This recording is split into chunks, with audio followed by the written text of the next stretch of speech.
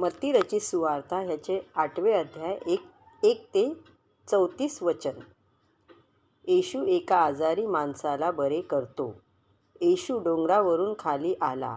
पुष्कळ लोक त्याच्या मागे चालले होते. तेव्हा एक कुष्ठरोगी झालेला मनुष्य त्याच्याकडे येऊन वाकून त्याच्या पाया पडून म्हणाला, प्रभू, तुमची इच्छा असेल तर तुम्ही मला शुद्ध करावयास समर्थ आहात. मग येशूने आपला हात पुढे करून त्याला स्पर्श केला व म्हटले, तू शुद्ध व्हावेस अशी माझी इच्छा आहे. आणि ताबडतोब तो कुष्ठरोगी बरा झाला. हे जे घडले ते कोणाला सांगू नकोस, तर जाऊन स्वतःला याजकांना दाखव आणि तू कुष्ठरोग मुक्त झालास त्याचे प्रमाण म्हणून मोशेने ठरवून दिलेले अर्पण वाहून टाक. त्यामुळे तू शुद्ध झाल्याचे लोकांना कळेल. येशू सैन्याधिकाऱ्यांच्या नोकराला बरे करतो. येशू कफरनहूम शहरात गेला.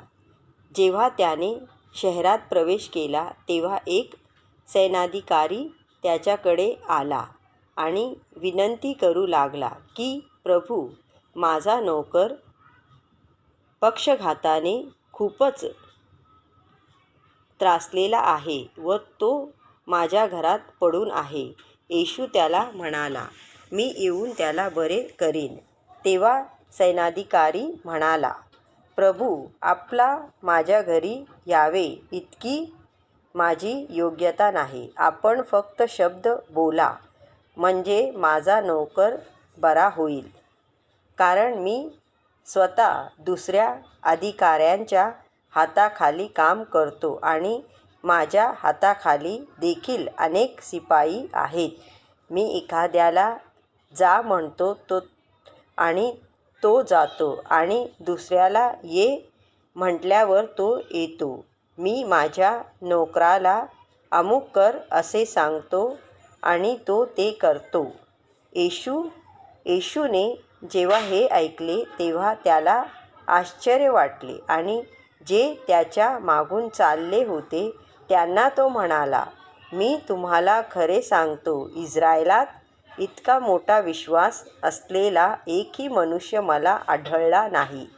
मी तुम्हाला सांगतो, पुष्कळ जण पूर्वेकडून आणि पश्चिमेकडून येतील आणि अब्राहम, इसाक व याकोब ह्यांच्यासह स्वर्गाच्या राज्यात मेजासभोवती मेजवानीसाठी बसतील. परंतु जे खरे वारस आहेत ते बाहेरच्या अंधारात टाकले जातील. तेथे रडणे व दात खाणे चालेल. मग येशू सैन्याधिकाऱ्याला म्हणाला, जा, तू जसा विश्वास धरलास तसे होईल. आणि त्याच क्षणी त्याचा नोकर बरा झाला. येशू अनेकांना बरे करतो. मग येशू पेत्राच्या घरी आला. तेथे पेत्राची सासू तापाने आजारी पडली आहे असे येशूने पाहिले. त्याने तिच्या हाताला स्पर्श केला तेव्हा तिचा ताप निघाला. मग ती उठून त्याची सेवा करू लागली. त्या संध्याकाळी लोकांनी भूतबाधा झालेल्या पुष्कळ लोकांना त्याच्याकडे आणले. येशूने शब्द बोलून ती भूते घालविली व सर्व प्रकारच्या रोग्यांना बरे केले. यशाया संदेष्टाच्याद्वारे जे सांगितले होते ते पूर्ण व्हावे म्हणून असे झाले. यशायाने असे म्हटले होते, त्याने आमच्या व्याधी स्वतःवर घेतल्या, त्याने आमचे रोग वाहिले. येशूला अनुसरणे आपल्या भोवती खूप लोक आहेत हे येशूने पाहिले. तेव्हा त्याने त्यांना सरोवराच्या पलीकडे जाण्याची आज्ञा केली. मग एक नियमशास्त्राचा शिक्षक त्याच्याकडे आला आणि म्हणाला, गुरुजी, आपण जेथे जाल तेथे मी आपल्या मागे येईन. येशू त्याला म्हणाला, कोल्ह्यांना राहायला बिळे आणि आकाशातील पाखरांना घरटी आहेत, परंतु मनुष्याच्या पुत्राला डोकेसुद्धा टेकवायस जागा नाही. मग येशूच्या शिष्यांपैकी आणखी एक जण येशूला म्हणाला, प्रभू, पहिल्यांदा मला जाऊ द्या व माझ्या वडिलांना पुरून येऊ द्या. पण येशू त्याला म्हणाला, तू माझ्या मागे ये. जे मेलेले आहेत त्यांना त्यांच्या मेलेल्यांना पुरू दे. येशू वादळ थांबवितो. मग येशू नावेत गेल्यावर त्याच्या मागून त्याचे शिष्य नावेत गेले. अचानक समुद्रात इतके मोठे वादळ झाले की नाव लाटांमध्ये पूर्णपणे गुरफटून गेली आणि येशू तर नावेत झोपला होता. तेव्हा शिष्य त्याच्याकडे गेले आणि त्यांनी त्याला जागे केले व म्हटले, प्रभू, आम्हाला वाचवा, आपण बुडत आहोत. येशूने उत्तर दिले, तुम्ही विश्वासात किती उणे आहात रे, तुम्ही का घाबरता. मग त्याने उठून वारा व लाटा ह्यांना अधिकारवाणीने शांत होण्यास सांगितले. वारा थांबला, समुद्र अगदी शांत झाला. तेव्हा लोकांना मोठे आश्चर्य वाटले. ते म्हणाले, हा कोणत्या प्रकारचा मनुष्य आहे, वारा व समुद्र देखील त्याचे ऐकतात.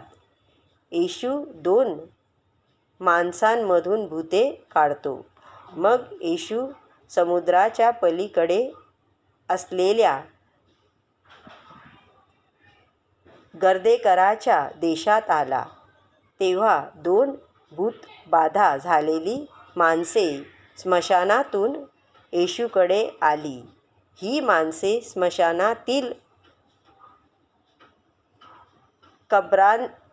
कबरांमध्ये राहत होती. ती फार भेसूर होती, त्यामुळे कोणीही त्यांच्या वाटेला जात नसे. ती दोघे येशूकडे आली व म्हणाली, देवाच्या पुत्रा, तुला आमच्याकडून काय पाहिजे. नेमलेल्या वेळेपूर्वीच तू आम्हाला शिक्षा करायला आलास काय. त्या ठिकाणापासून थोड्या अंतरावर डुकरांचा एक कळप चरत होता. ती भूते त्याला विनंती करू लागली की, ती म्हणाली, जर तू आम्हाला त्यांच्यामधून काढून टाकणार असशील तर आम्हाला त्या डुकरांच्या कळपात जाऊ दे. तेव्हा तो त्यांना म्हणाला, जा. मग ती त्यांच्यामधून निघून डुकरांमध्ये गेली. तेव्हा तो संपूर्ण कळप कड्यावरून खाली धावत जाऊन पाण्यात बुडाला. मग त्यांना चारणारे पळाले व त्यांनी नगरात जाऊन सर्वांना हे वर्तमान तसेच भूतबाधा झालेल्यांचे काय झाले तेही सांगितले. तेव्हा सर्व शहर येशूला भेटायला निघाले आणि जेव्हा त्यांनी त्याला पाहिले तेव्हा येशूने त्यांच्या प्रदेशातून निघून जावे अशी विनंती त्यांनी त्याला केली. ॲमेन.